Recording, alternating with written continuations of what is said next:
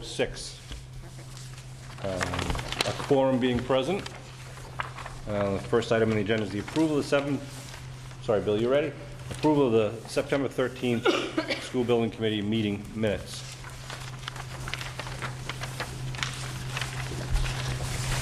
Would anyone like to make a motion? So moved. Second. Motion is made and seconded. All in favor of approving the minutes, please signify by saying aye. Aye. All those opposed say no. It's unanimous. Item B on the agenda is a progress update. Mary Mahoney. So as you can see from out front, we continue to do our cutting and grading work. We are at this point just about complete with the cutting that's required for the main south playing field. Drainage in that area is also substantially complete. Contractor is currently working on the drainage structures for the new south parking lot. And if you've been by today, you probably noticed they're also starting to place topsoil on that field. Irrigation has also been placed on that field, or it's ongoing. We are optimistic that that field should be ready for seeding, weather dependent, probably sometime in November. But we'll take a look at the weather and conditions before Great does seed that space. They are also keeping on schedule with regard to development of that south parking lot, which will help with, I think, some of the parent arrivals, departures, pickups, and drop-offs. We actually met with the traffic engineer today to talk about vehicle pathways around the building once that site the parking lot becomes available, so that we can try to help with particularly the difficulties that the school is experiencing with afternoon dismissal and parent pickup for the middle school. So hopefully things will improve when that lot is completed. Right now we are on course for binder application, I believe on November 11th, weather depending, and then final course will follow. Some of the curving for that parking lot is already installed. It was done by Great as part of the bus loop work. But we will coordinate those placements and that work with the school, so we're not affecting their operations, whether during the school days or on weekends, just because there are a lot of rec programs and other activities here on the weekends. So with regard to progress, we're staying completely on track, and we're very optimistic that we'll have that front parking lot available for late November, early December, which should help a lot with things on site. Additionally, during the last month, we received our closeout reports from our industrial hygienist with regard to the hazardous removals of the existing facility. That included lead paint, asbestos, and mastic containing asbestos. It also includes the removal of the old electric vault, which also contains some hazardous material. So those documents have been received, and they will now go on file with the school department in their HERA file. We have also received all the disposal manifests for the demolition work and for the abatement removal, so that should also help to close out the file on the building. The only remaining document will be a letter from the architect of record just noting that the materials used on the site are all non-asbestos containing, which we need to do for MSBA on this project for the final closeout. So things are looking very, very good, and I think people are getting used to the building and arrival and departures, and the kids seem still very excited about the facility, so it's all good news. Mary, I apologize if you said this and that. I was reading while you were speaking, but are they going to try to hydroseed before the winter out front? Yeah, they may try to hydroseed the main south field. We have two fields that are going to be on the south side of the facility along Glenowitz Way. The first is where the soil pile is right now, so that's probably going to get pushed off the next spring.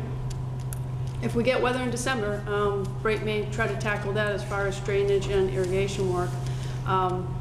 They will probably try to seed the front. If we have good weather, we may get it to germinate. If not, at least it leads a base down there for next spring to really get it to catch right away. The benefit out front is that we have irrigation systems, so as long as the system is charged, then we'll be able to water out there and really help to promote growth of the lawn.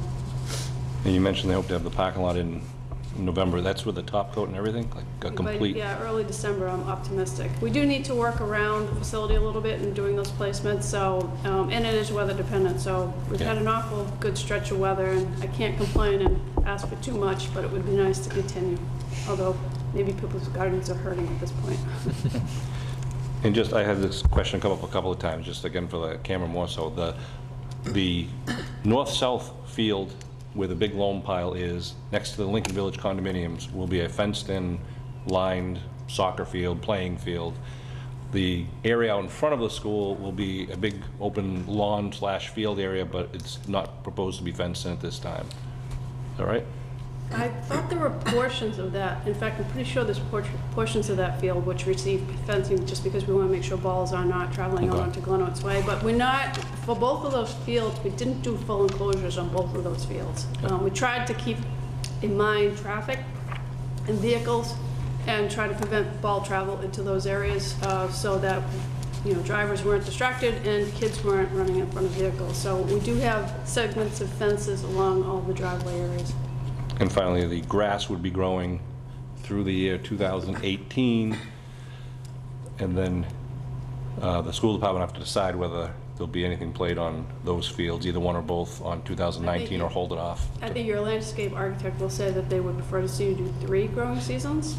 Having done a lot of schools, I know most can't wait that long, and they go with 2. Great. Again, the benefit with these fields is you do have an irrigation system, so if you have a good spring and then you water it all summer, it's really giving it a very strong growth for 6 months, whereas a lot of schools don't have those irrigation systems, and then in the summer they just get burned out, and it really does quite the damage to the lawns. Any other questions? If not, we'll move on to the budget update. So I included in the agenda an updated change order tracking report. Any of the items which are shaded are closed out change orders. On the last 2 pages, you can see there have been a number of new proposals that have been issued by Great. Several of them are based on requests for proposals that have been issued by AI3. Some of them based on owner requests. The first item I just want to point out that is on the list is 117R3. That is a change order from Great requesting compensation for the temporary barriers that were installed along this temporary access road. We've done those barriers because we wanted to make sure walkers and bikers were able to come into the site safely. We did not include those types of barriers in the original design for the temporary access road. Both AI3 and KBI has reviewed that. We would recommend approval of it. It also includes the temporary lights that were on Glenowitz Way this summer. And those were necessary because the lights on Glenowitz Way, the street lights on Glenowitz Way, were fed from the existing high school.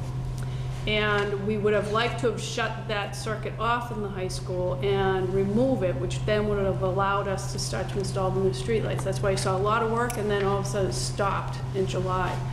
Unfortunately, the Verizon copper line ran in the same area as that electric, and Verizon wouldn't relocate it, and we couldn't lose phone service while the school was still open, because that's how the fire alarm, emergency calls for the elevator and others were set up. So we had to wait on removing that electric service, and that caused us to have that probably month-long gap where we had no lights out front, because the building got demoed, the lights got shut off, and it took that amount of time to just get everybody mobilized again. So it definitely was something that we needed to do, and it was really, particularly the lights out there, were not the responsibility of Break because of the problems with the utilities.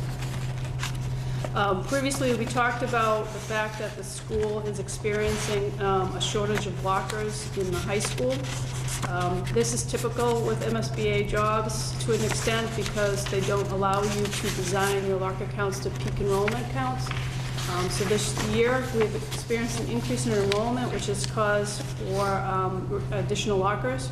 We've tried to maximize the locker install so that we're using whatever spare space there is, so that if there is further increases in the enrollment, we're not scrambling to try to find locker spaces. Currently, I think there's kids who are sharing lockers because we don't have enough. That being said, we thought the same approach should be taken for the middle school, so we have a separate PCO in here. So 118 is for the high school, 120 is for the middle school to add lockers for their area as well. These are very fair prices from the contractor. They're a long lead item, so They probably will be installed during Christmas vacation week. And they are in corridor areas, so the kids can get their books during the academic day very easily. We talked about replacing the existing well pump for the irrigation system previously, and there was a consensus with the building committee we should move forward on that. We added a tack board for one of the middle school offices in the main office suite because that is now being used by an administrator who was supposed to be a spare office previously. Brait pointed out the fact we've had a couple of delivery drivers hit the columns for the receiving area canopy, and so we've added some protection to try to protect that split face and ground face block back there. Adding cylinders and locking hardware to the end door for the pre-K area. This way kids can't get in and out of the pre-K wing from the stairwell at the north end of the high school. Brait has submitted a claim for additional ACM quantities. Among those quantities will be that electric vault that we found had asbestos matchstick on the outside of the vault.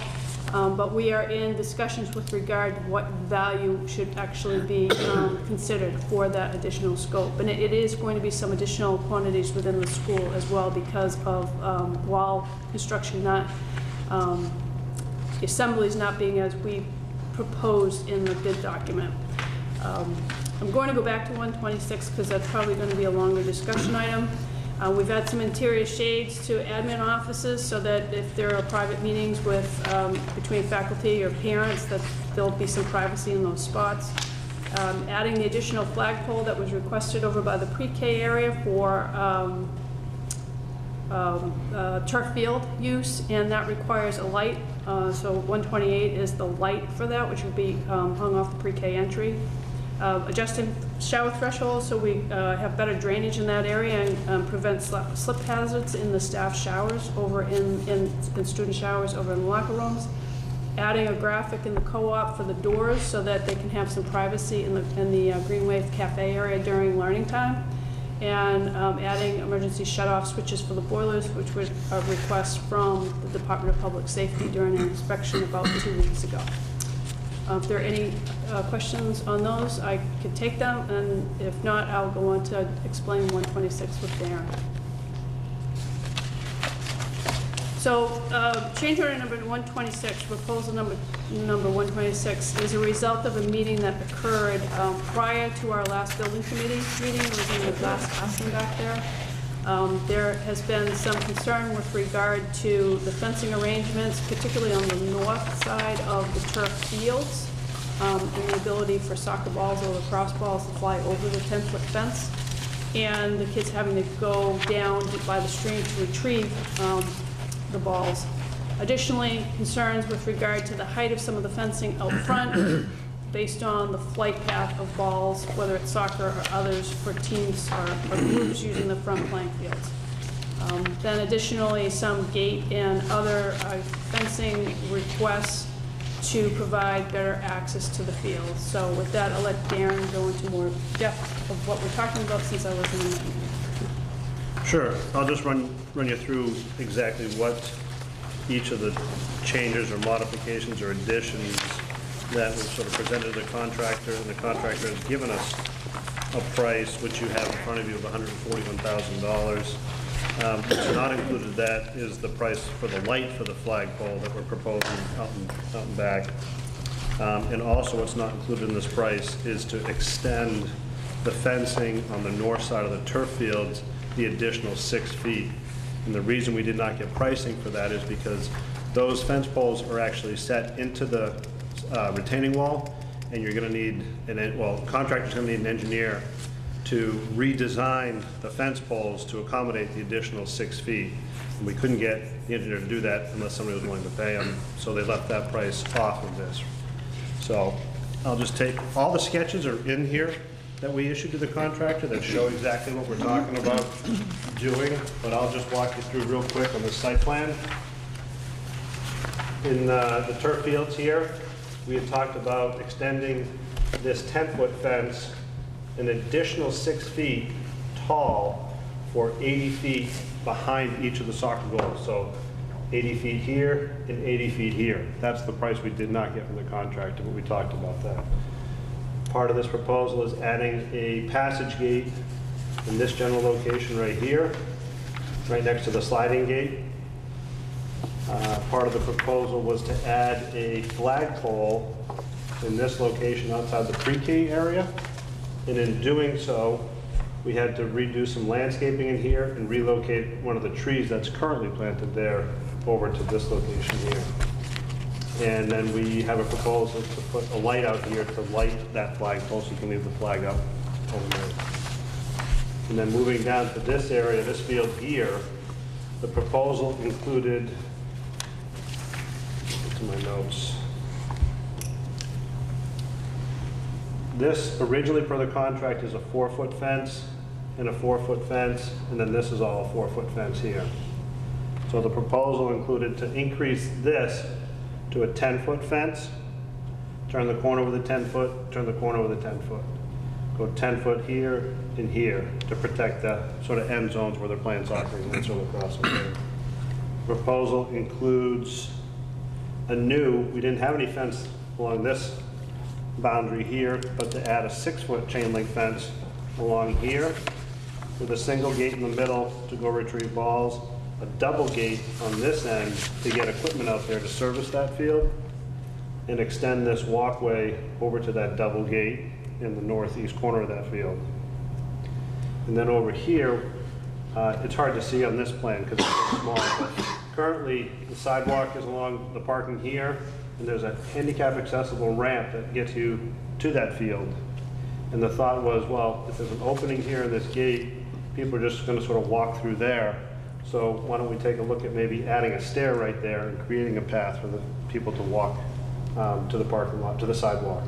And that's also included in this proposal as well.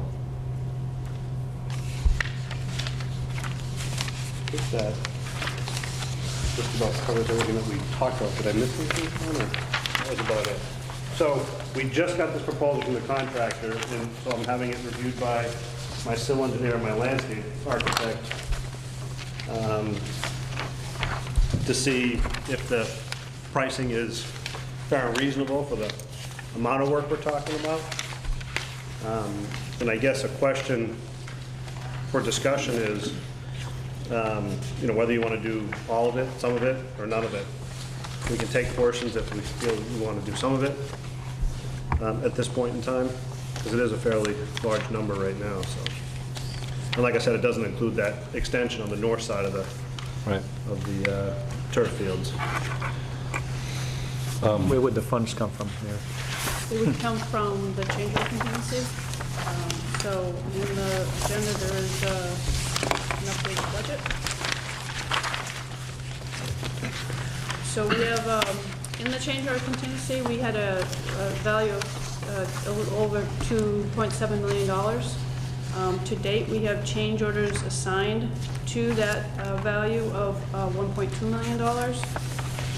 The value of what we have reviewed tonight, aside from the fencing proposal, is about $75,000, and that doesn't include the claim for the additional quantities of asbestos material. So if we were to even put a $50,000 value on that, we're talking 2.2 plus 75 plus 50, 3.33. 1.33, sorry. yeah. Yeah, I said that wrong, 1.33. So that's really the commitment we have currently against the change order contingency. So that you still have, you know, approximately 50% of the change order contingency available. This would be, however, completely ineligible for MSBA grant, would be completely funded by the town of Abington because it is site work. Are the additional ACM quantities a reimbursable expense? It may or may not. It's going to be up to them to determine. I can't always tell because there are certain categories of work which are not, and they also have a dollar per square foot value that is set against it. We're hopeful that it will be, but it's difficult to understand it until they do the audit and then talk to them about it. which is what we do with every payment reimbursement we receive on this project, is that as soon as the school department and the treasurer's office receives a notice of reimbursement, I just then go back into MSBA's system and I cross-check every ineligible and then report to Sonia, the treasurer, and to Felicia Rochella, the business manager, about why things were deemed ineligible and whether we should be making additional contact to MSBA for an appeal. And it's been a very good process. We do it on every single reimbursement request that we get. And right now, we're tracking completely to the grant that we have for the project. Can I ask, the flagpole that would be erected outside the pre-K entrance, where there is currently a landscape island with a tree on it, and the tree would be relocated. It looks like the proposal is to keep the landscape island, not to increase the concrete, or? Correct. Okay, Keep it a good. landscape island with the flagpole in the middle of it. Yep. So then, instead of a tree, we'll have a flagpole, Right. and that will be lit. Yep, 30-foot flagpole. Right. Which is viewable from all fields. So that's great. Is it, I know the most important thing, I don't want to speak for Peter, but Peter Serino, I think the most critical one was that 4-foot gate on the turf field nearest the locker rooms, because that's where the kids access the turf field during the day for phys ed, and then after school for games and practices. And the only way to do it is to open up the entire vehicle gate or jump the fence, which the kids have been doing. So is there a way that we could, if the committee were to desire to approve that tonight so that they could move on that, or is this still a work in progress? We can take any component of this out. We just need to ask Freight to do it. But certainly, if you want to consider that independent to the rest of this scope, then we can do that. Would What are their your thoughts? pricing still apply if they only come to do that portion of the fence as No, opposed to? It's a very good question, Michael. It probably will be slightly higher because they'll be They're gonna taking a mobilize. single trip out, yeah, to do that work. Whereas the mobilization is going to be included through all the work we're doing. And that's the question, where are we now? We're in the middle of October, getting close to the end of October. Soccer and, turf field is gonna pretty much close down in a month or so unless phys ed goes out there on good weather days. So what's your thoughts on how critical it is to push this? The usage of the turf field will decrease significantly once October rolls around. You mean November? Once November comes in, when October ends. Both in terms of the high school athletic teams, the high school PE usually transition inside sometime early to mid-November. Typically, based off of last year and scheduled uses this year, it'll be mainly outside user groups. Those people tend to park in the turf field parking lot and access from the Right. other gates. It tends to be our students who access more. It's definitely a need. We've already had to have repairs done on that slide gate. I would suspect it may have been impacted by the frequency it's been used and how often people have had to climb on it to get over it. But in terms of after the next 2 weeks, it really gets us to the third week of March before the activity really picks up out there. If this were approved, Mary, how long would it be to actually get this? Probably 2 weeks, at least. We need to contact. So they do it this season as opposed to? Yeah, we could definitely get it done this season. I just don't know what their workload is right now, and it's a small item to get them over here. But I would be hopeful in 2 weeks. They're only in Marshfield. It's not like they drive a long way. Yeah. So far, every time we've asked them for something, they've come over pretty quickly. The other thing we discussed at one of the meetings was the flagpole excavation. And as I remember, I think that area was a fill area originally. But if, for instance, it was a 5-foot fill and it's a 7-foot deep footing, there's still a possibility of hitting unsuitable or rock with that. So I don't know how deep the flagpole footing is, but I would not think the flagpole footing would be much deeper than the building footings. And,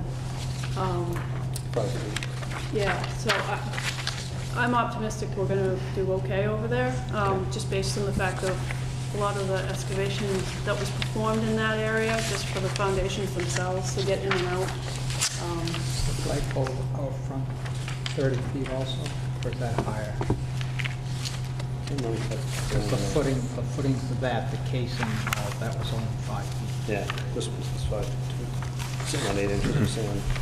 But we did hit unsuitables in that adjacent field, though. Yeah, I'm trying to think in my head the location of the cuts to fill, and that was right around the area where I think we were coming, the underdrain system is still in that location, so that means that we excavated pretty deep over there. Okay.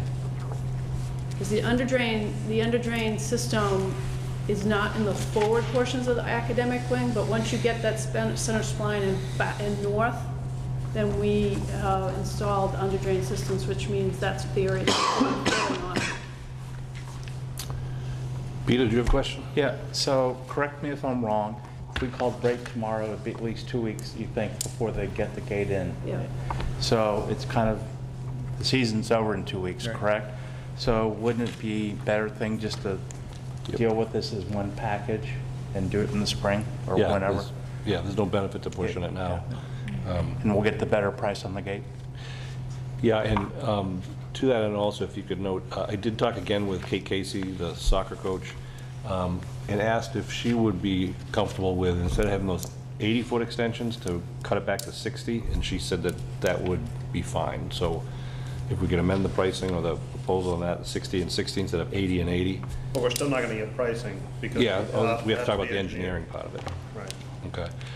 Is there any estimated engineering cost possibly for that? Yeah, I don't know, we'd have to go back to the retaining wall contractor, because they're the ones that engineered that with the fences in there. yeah. So we'd be taking the risk of paying for the engineering cost, getting it priced, with the possibility it might be too much money to do. Correct.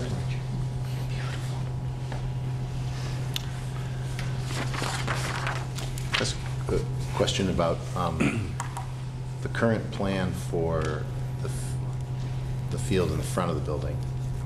I'm sorry if I somehow missed it during what you No, were that's providing. In terms of fencing? Yep. Thinking is, if we're thinking about fencing, it'd be nice to think about it all at once. Can we just run through what we currently own? What are we currently going to do in that front field in front of the high school? The one where your wristwatch is, back up? Oh, Yeah. over here. The front Yeah. lawn. Yeah, because that's going to be a multiple purpose field also. Yeah, there's really no fencing shown except for right here by the rotary. There's a small retaining wall there and a 4-foot high chain link fence.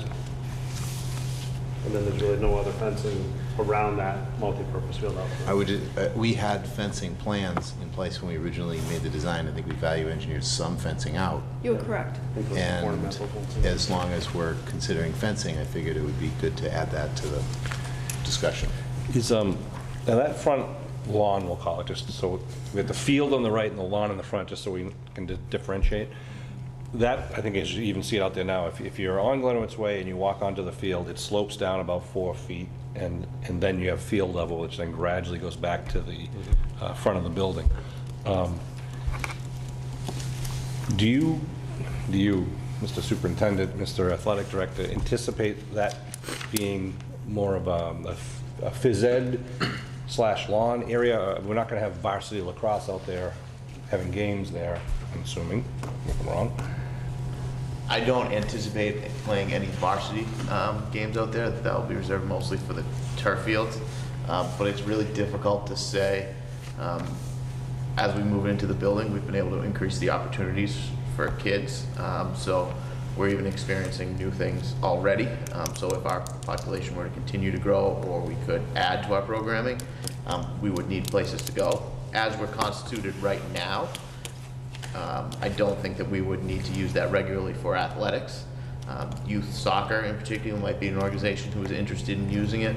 I think that'd be an ideal location for their younger kids. Some cones out and all. Where, you know, the fencing might not be a priority in terms of balls going into traffic. Yeah, so I think you'd be okay. The way our programs are currently constituted, I do not anticipate using that for games. However, if we were to add freshman teams in soccer right now, we don't have. If we were to add middle school athletic programming, we would need fields. So that would. Okay. I mean, certainly big enough for a field. The question we had from the beginning of time and now again is, are we going to have any fence around any of the 4 sides. I know the middle school is interested in using that for their recess time Right. during the day when it becomes available. Currently, they use other areas on the site, but that's something that they're looking forward to. Right, and that would be a less intensive use, or phys ed was out there, or the Frisbee team was out there. You know, the north-south field is designed as a playing field, whereas that front lawn is designed from less intensive, structured things, but General it's... play. Yeah, but it's also, personally, I would hate to see it get chewed up, because that's kind of our view of the school. But all of the fencing that we're talking about now could wait till the spring, or it could go in the late fall if once we're comfortable with numbers, or if we're comfortable with numbers. What would the engineering cost, Darren, do you know, for? I don't know. Yeah, because it's Bright's contractor that does that. It's not even part of my design team. Would it make sense to get that first? So you oh, could yeah. do everything together, like Peter was saying, you know, even the front, even if you're looking at the front? I think we have the time. Exactly. And I just, I want to be certain I'm upfront about, you know, I'm not necessarily advocating for any additional fencing in that front area. I'm just feeling like this group should make a decision on that now. We should talk, I don't know where I am on it until I listen to what everybody thinks, Peter's assessment of what the multiple purpose might be, and Right. I think it's so hard to decide on a fence when we don't know what we're gonna use it for. Because I hate to also, put the money into a fence when there are other things that we may come up to, if we really won't ever need a fence out there. Middle school recess doesn't dictate a fence. No. I mean, but we don't have a crystal ball to say what we're gonna need for athletics. We would need a significant increase in programming to use that, because as is constituted now, right now, we currently have 3 full-size soccer fields, which could accommodate 3 levels playing at home at the same time. And when the other field is in, it would be 4. It would be very rare to have all 3 and a middle school team playing at the same time. and that's not including Riley Field either. Well, so right now we have 3 with Riley. The 4th would be the front one side. And the other thing that's important to realize, and we've grasped it at the high school level, but I don't know if the youth organizations have fully embraced it, is the 2 turf fields is a massive space. So for example, we had 7 high school athletic teams on that field at the same time yesterday afternoon, and it was perfectly fine. So when you think of it outside of the lines and just as open space, so I think that the turf fields are being underutilized by the youth organizations in town, and they're so fixated on lines that we need to change the way that people think about the space, that if we could accomplish that goal, it would further reduce the potential need to use that space out there. Another question about consideration of fencing is, there's a case to be made that people are looking for 16 foot of fencing at the end of a soccer field on the turf field in total, right? 10 and then 6 more. But the fence that we're talking about currently, from which you presented for the field that runs along Glenowitz at one of the ends, is 10? Yeah. So are we gonna come back in a year and people say, well, people are kicking soccer balls into Glenowitz Way, and Some of the discussions we had in the past about that issue was a couple of things. It was thought that obviously varsity soccer, men's varsity soccer, women's varsity soccer are playing most of the games pretty much on the turf, and they seem to enjoy that. It's, again, unlikely that they'll start playing their games on that grass field when the turf field is already there for them. So the grass field would more likely be youth soccer, JV soccer, younger kids who theoretically don't kick it as far or as long. If they do, they should be on varsity. And the second part of it was the aesthetics of driving down the roadway. We kind of wanted to avoid, the first thing you see was, again, that prison fence. And again, that field that runs north-south is sunken down from street level about 4 feet, just like the front lawn is. So the thought was that 10-foot fence, which would be field level. It's really 14. Well, no, it would still be a 10-foot fence from field level, but when you're driving down the street, it'll only look like it's 6 feet because the other 4 feet is quote-unquote recessed.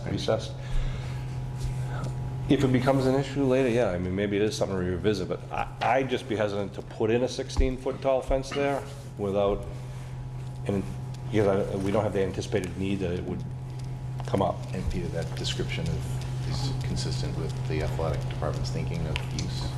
Yes, if we were to go to a grass field to play a game, we would prefer to go to Riley, just because of the setup out there. I really envisioned that being possibly a practice field for our different teams, but I think that would be a great spot for the youth to have 2 dedicated U12 fields to kind of go across, rather than the traditional lengthwise, which raises the question, why don't you put higher fence on the ends, which is a fair question.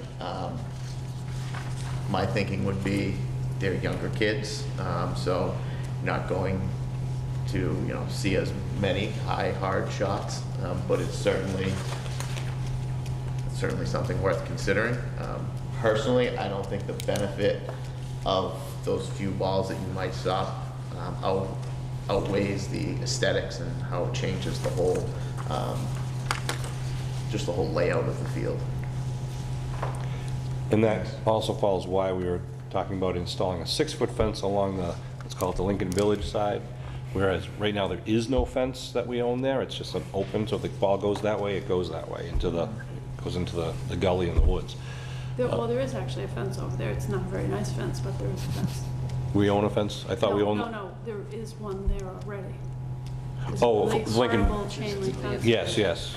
Right, but it's down, yes, you're correct there. It's not on the perimeter. Yeah, this would be up off the field, run along the field.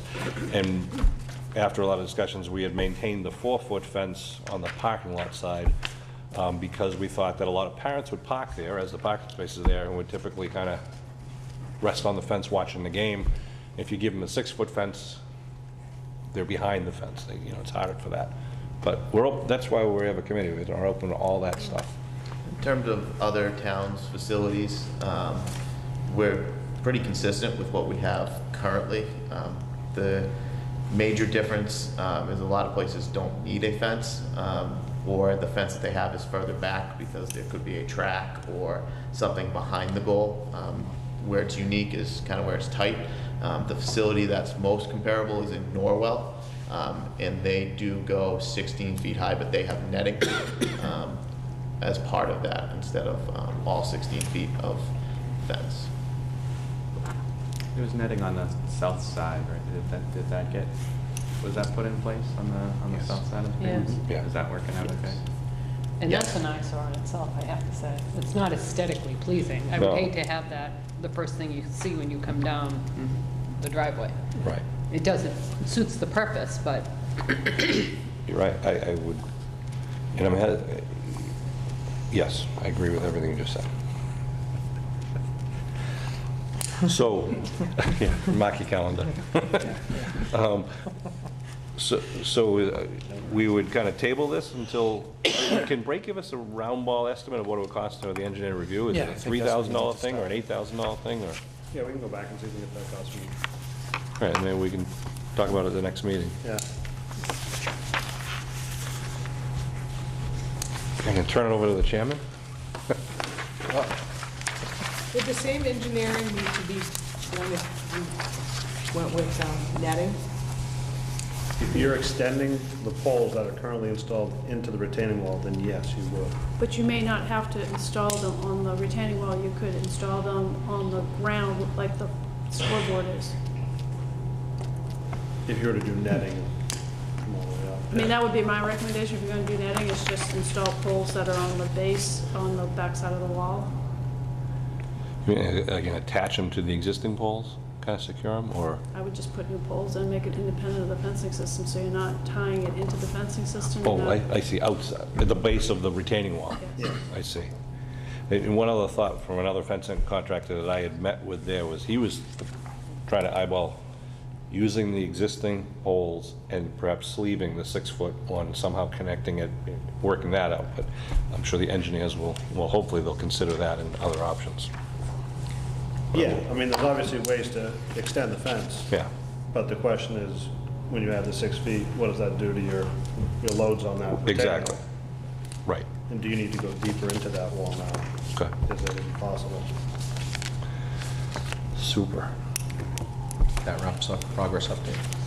Yeah, and so then the flagpole is going to be, time-wise, is going to track this fencing issue. We're not going to put the flagpole up right away. Is that correct, or do we want to move forward with that? I don't think you're gonna get the flagpole here in time. It's probably going to take 4 to 5 weeks to get a flagpole. They're not usually an off-the-shelf item. And again, the flags will be, I mean, the fields will be essentially closed. Great. Mary, one other question, and I apologize if you addressed it already, regarding the time we anticipate the 2 grass fields to be available. I know we say 2 to 3 growing seasons. What? Yes, I had reported earlier that, we're optimistic based on progress that we may be able to hydroseed the center field along Glenhouse Way by for this fall, late this fall. We will be out of the approved growing season, but Bray has indicated that if the weather holds, they would still try to hydroseed it. The field where the soil pile is now will definitely go the next spring. It would be, I know that our landscape architect would recommend that you go 3 growing seasons, but many schools go 2 because whether it's local sports or the need of athletics, they weigh it against it. And the benefit you have too is also the irrigation system, so you're not going through that dormancy all next summer. You're going to have water and good growth, so that will help to speed the process along for setting the roots. But that being said, I mean, it is a grass field, so the longer it can stay, the better. And depending on how much it gets used, it'll affect how it holds up over time. Heavy use in grass fields just inevitably, no matter what you do, it's just going to take its toll. Yeah. So presumably 2 growing seasons, for all intents and purposes, is a 12-month period. Yes. So spring season and the fall season. Yes. Okay. Thank you. I did want to mention also, if anyone came in through the gym lobby, there's some really nice benches there. Oh, yeah. Yes, which were done at 1/10 of the price of the benches I was considering ordering for that space, with the exact same functionality and nicer appearance, and they were all constructed by Roger. So, a very nice addition to the project. Excellent job. If you haven't seen them, it's great because the kids go out there and they sit down, they put their book bags and their stuff, and there's no real seats for them. So he designed and built, was it 4 sections? Yeah. 4 sections of a bench with cubicles underneath, so the kids can put their stuff. It's a brilliant addition. I would have been here on time, but I was so awestruck that I stopped and looked and sat. I'm mostly happy he did it for 1/10 of the price and stuff. I was like, holy moly. Thank you, Roger. Thank you, Rob. Yeah, thank you. So the other item is, during design phase of the project, we did talk about utilizing the owner contingency to purchase a type of boom lift or a lift for the building so that the maintenance department can service lights in the auditorium, in the library, other areas. Jason did a lot of research on compact boom lifts, scissor lifts, the weights of the elevators can handle, how we can get things around the building the best way to move forward with it. And what he has done is gotten a quote for a scissor lift, which is very, very mobile. It's a weight that can be handled by the elevators, so you can put it on the elevators, bring it upstairs to handle this area, or also over at the openings there where the project-based learning labs and things are. He can use it in the gym. It'll be tall enough for that space. And there are certain areas of the auditorium he'll be able to use it. Otherwise, in the slope flooring areas, they'll have to do some staging. I believe the price is about $16,000, which is significantly lower than the unit that we were looking at during design. So if we could just get a consensus of the committee or even a vote of the committee to move forward to an upset value of, say, like $18,000, and then that way we'll get the ball moving on it. 18 is a little bit higher, but in case there's any kind of attachments, et cetera, that we end up needing to buy, then we can just move forward on it. And Jason approved of the... Jason got the price for me, and I kept saying, are you sure this is what you want? Because you could get really more expensive unit that matriculates and does all, and he said, no, this is what I want because I can get it up and down the elevators. And I honestly, he had, I think 4 different vendors here walking around. They walked through the spaces, took all kinds of measurements. So this is a well thought out purchase by Jason, I have to say. So what do you need, a motion to approve it? or- Yeah. So moved. Say what you're thinking. Whoops. One sec. And also, in addition to finding the one he wanted to purchase, he also worked with rental companies and found out that local rental companies will rent them for a fraction of a daily rate to, if he needed a bigger one, for areas in the auditorium, for example, in the auditorium, that he could rent one that would never, in all of our lifetimes combined, add up to how much some of the more expensive ones are that could get to all those spaces. That just didn't make sense. It's very cost effective. The other thing Felicia is thinking is that Jason is a master electrician, and he does all sorts of things like pulling wires and those types of things around the building, and he will probably continue to do that, even though not for a while here, because I know we're all set for a long time. Yeah. But he will, any purpose that that machine will be used for, he will put to good use with his skills. Did you second? That's what Felicia was thinking. Okay, so it's been moved and seconded. All right, moved second. Any further discussion? Yes, Regarding this? I've heard a lot about aesthetics tonight, and I think this building is fabulous. But it drives me crazy every time I come in the property, because there is a wooden electric pole as the first entrance coming into this property. I was wondering if we could find out who owns that property, Oh, et cetera. I know. And how much, what is the delta that we can get At Route to move it 18. either left or right? So it's just not in, as the first thing we see when we enter the property. Well, keep in mind that when we do develop that playing field, that's, the drive's moving significantly down Glenowitz Way. So you're not going to be turning right there. It is still going to be there. It will not be an easy thing to have it replaced or moved, because it handles Comcast, Verizon, You talking about National Grid. Bedford Street. Yeah. Who owned it, Roger? Was it Route Verizon? 18 or the entrance to the driveway here? I think National Grid owned Yeah, it, but you once can- they on the other cut the side. base, it's owned digital by. Right out front, in front. At the digital There's like a side. dual ownership, and they tend to undercut the pole, that's right. and As you it come forces in, the other utility you to go by. take Yes. it away. I'm sorry, Dave, Dave's talking about the pole that's at the intersection of Glenowitz Way and Bedford Street. Correct. Route 18. Oh, Oh, I don't oh. know. Yeah, that one, the one You that's mean next to at the the digital, sign? next to the digital sign, Oh, yeah, right on the end of it. probably It's National right there, Grid. it's wooden, I mean, we go beyond that to the nice lighting coming down. It just looks terrific, or it doesn't look terrific, as you come in, and all of a sudden, you see this 1940s wooden pole out there. Yeah, I mean, that's probably a National Grid pole.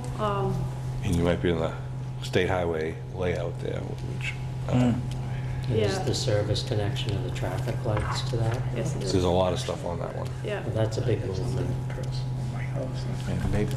The first car that crashes into it. They have- If it means anything to you, the Mass DOT lady didn't like it either, because it's kind of, it's like, doesn't Skewed. go straight. Yeah. I know exactly the one you're talking about. I mean, Dave called me at my house about it, and it just looked like the span, like to take that pole out of there and try to relocate, I'm not sure, the span's become too long there, but, I mean, who do we ask? Is it DPW. Yeah, the Abington DPW? No, Yeah, the town manager. we can call National Grid about that. Anybody have a chainsaw? That's the best way to get rid of it.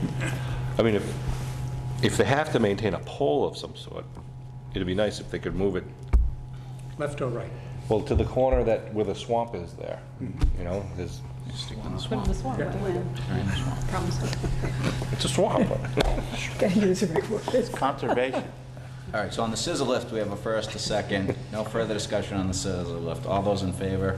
Aye. Opposed? Hearing none. All right, scissor lift is approved as presented. But the telephone pole is not. And we can look at Next meeting? National, We'll call our call out local. I only laughed just because the telephone pole out here at the dirt pile, Roger, 15 meetings. It had to be at least. 15 least. minutes and like 15 meetings in probably 4 months to get them to finally take care of it, because You mean to- Verizon wouldn't touch it until Comcast this- did, and This Comcast is no wouldn't touch it until exaggeration. someone else did. Mary has sent minimum of 100 emails to Verizon about that. Has it been removed? No. No, Is it going to? Oh, I don't know. Corinne, well, I don't know. Because They the, say yes, but we'll see. Who knows? well, how, what is, that comes, is our power, what is the pole for? it does have National Grid power for a town hall and the library, because it dives down at that point and then crosses the road and goes underground Right. on the eastbound lane.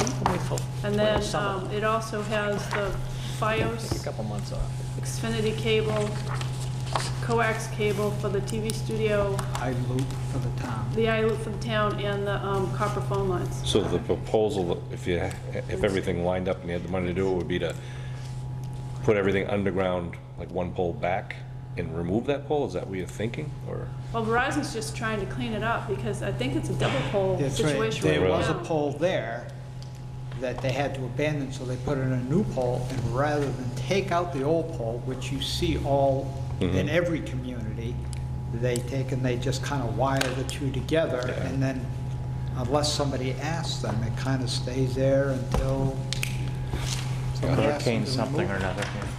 There, before you do the meeting, there was something, I kept like sitting here trying to think of what the other item was. I know Peter knows about this, but we had the final GMAX test done of the turf field in the last several weeks. The results of that test indicated that there were some low coverage spots for the pellets. Some of it would be a maintenance requirement by the school department. Some of it was a warranty requirement by the vendor. And the vendor was good enough the day that they came out to do their warranty claims and took care of everything. So the field is now back to the condition that it was when it first opened a year ago.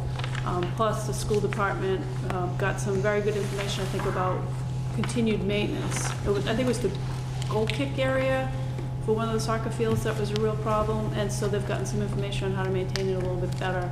That will be something the school department should consider next playing season, or at the end of the next playing season, to do the GMAX tests again, so that you know how you need to better address your maintenance on that field for a long-term care and lifespan on the field. So just want to make sure you're aware of that. Peter already has a plan in place. It's part of an email chain. It's in 100 emails, but I did see them. So November, do you want to meet on the 8th?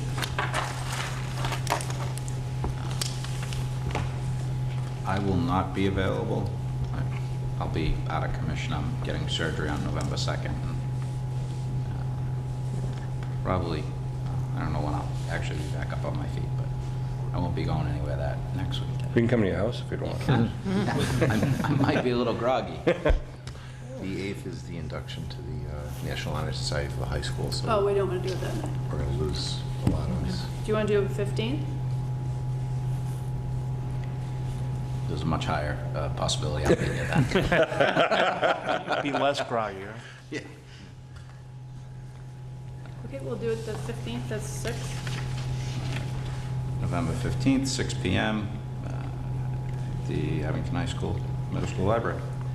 Can I mention, just while we're together, and, well, I understand there was an article in the Boston Globe about how the new MCAS came out, and every community was expecting lower than previous scores, but I also understand that the State Department of Education issued a press release today commending 7 towns in the Commonwealth of Massachusetts for an increase in the overall MCAS scores, and I might be misquoting the exact thing, and I want to congratulate the superintendent, the school committee, all the teachers. I understand the town of Abington is one of the 7 towns in the Commonwealth of Massachusetts that was congratulated by the State Department of Education, so congrats. Very nice. Thank you very much, Sean, for noting it. It just came out officially today.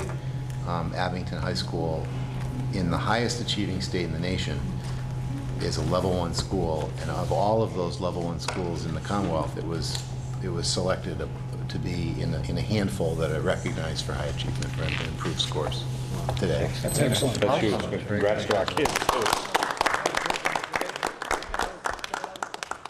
Yeah, that's amazing. great news. All good in this building, it's unbelievable. Absolutely. Any additional public service announcements? Green Wave play for the league championship tomorrow night, Friday night. All right. Do we have a motion to adjourn? So moved. Second? Second. All those in favor? Aye. Opposed? Hearing none. Meeting adjourned. Thank you. Have a good evening. Congratulations. So if no one's noticed on the way in, all the historic and the memorial panels are up in the gym lobby areas as well, so if you're heading out that way, take a look. Sit on a bench. I told you I would sit on time at the benches. I was awestruck.